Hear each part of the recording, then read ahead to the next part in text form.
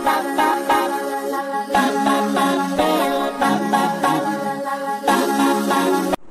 Friends, welcome back to your own channel RJ Madhura. बहुत बहुत स्वागत है दिल से आपका आपके खुद के चैनल पे।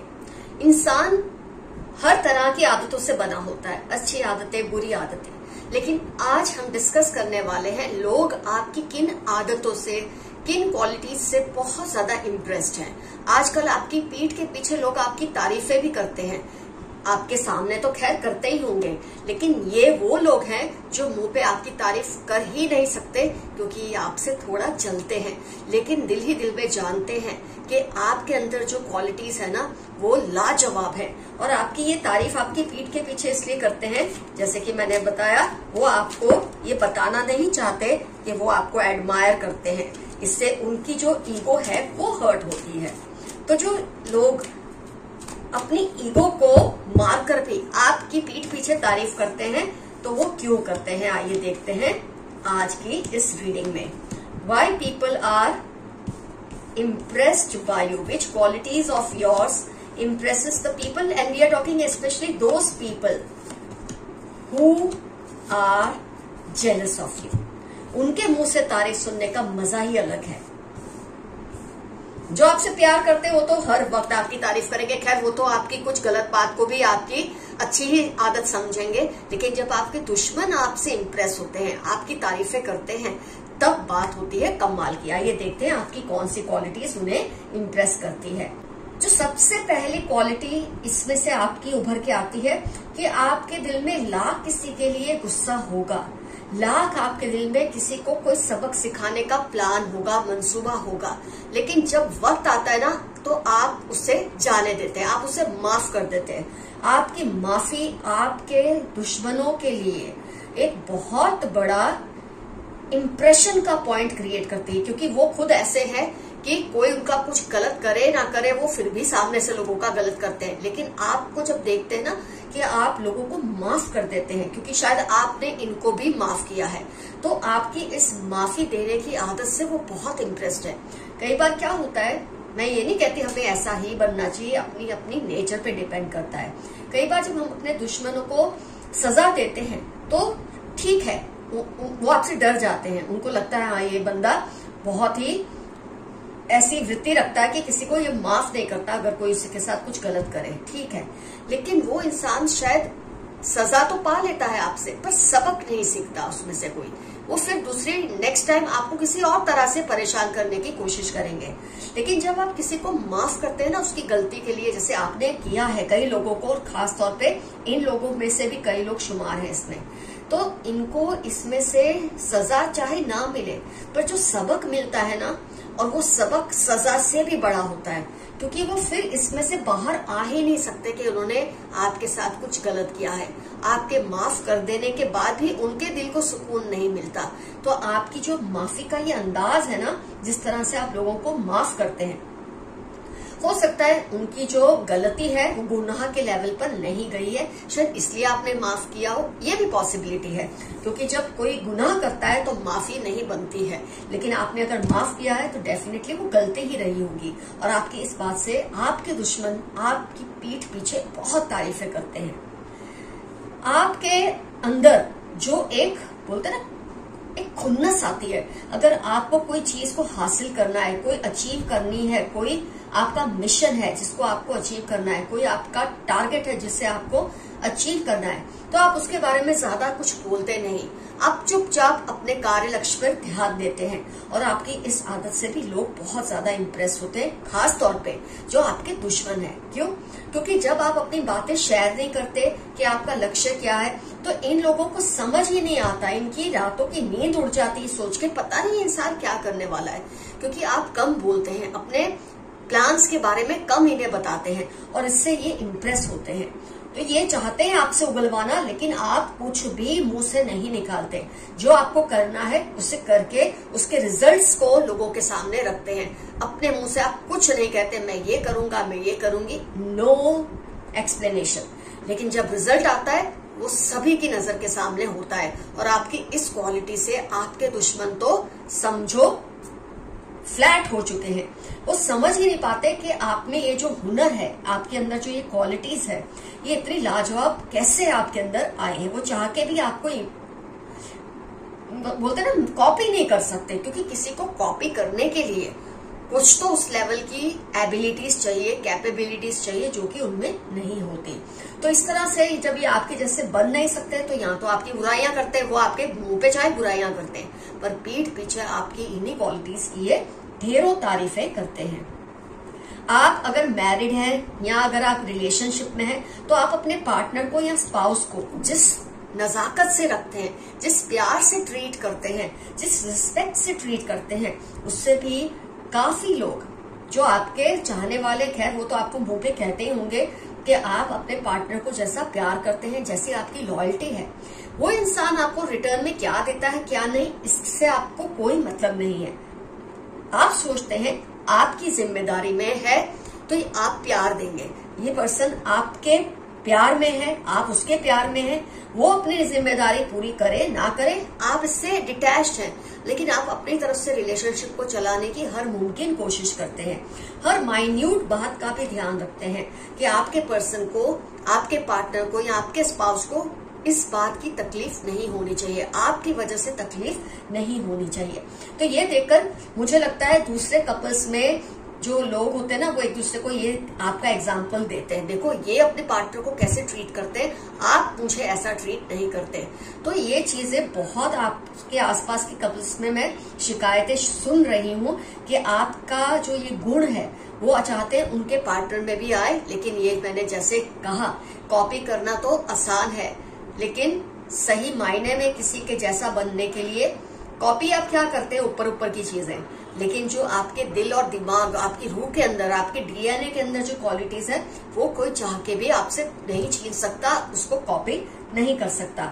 तो हो सकता है लोग आपके जैसा एक दो बार बन के दिखा देते हो अपने पार्टनर को, क्योंकि वो उनकी कंपैरिजन आपसे करते हैं, लेकिन फिर वो हार मान जाते हैं, फिर वो छोड़ देते हैं, वो बोलते हैं हम जैसे वैसे ही ठीक है। तो आपके बारे में ये भी बहुत ज्यादा तारीफें होती है लोगों के बीच में। और फ्रेंड्स, जो आपकी एक छोटी छोटी चीजें है ना, जो बहुत अच्छी मानी जाती है लोगों के बीच में, तारीफ की वजह बनती है, वो ये है कि आप बहुत ही वेल इन्फॉर्म्ड है। पेज ऑफ स्वॉर्ड्स, बहुत ही वेल इन्फॉर्म। आपके साथ बैठ के इंसान किसी भी टॉपिक पे बात कर सकता है। कुछ लोग होते हैं ना जिनके साथ बैठ के आप बस ये बात कर सकते हैं, ये नहीं कर सकते, वो बात कर सकते हैं, वो नहीं कर सकते। आपके साथ सबका एक कंफर्ट जोन है कि आपके साथ वो रिलैक्स होके कुछ भी कह सकते हैं, क्योंकि आपके अंदर इतनी कैपेबिलिटी है, आप हर टॉपिक पे बात कर सकते हैं, हर टॉपिक पे लोगों को ज्ञान भी दे सकते हैं, क्योंकि आपकी लाइफ, चाहे आपकी उम्र ज्यादा नहीं है, पर आपने अपनी लाइफ के एक्सपीरियंसेस से इतना कुछ सीखा है, इतना कुछ समझा है कि आप उस दायरे के ऊपर हैं, उस दायरे के आगे हैं, जो आमतौर पे आपकी एज के लोग जिस दायरे में सिमटे होते हैं।